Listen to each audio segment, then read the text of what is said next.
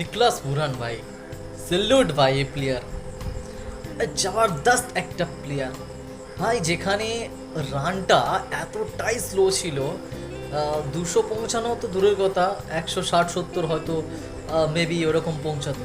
কিন্তু নিকলাস পুরানের খেলাটা এত সুন্দর, 29 বলে 75। আর একটা সময় মনে হয়েছিল যে খেলাটা হয়তো 250 রানে পৌঁছে যেতে পারে।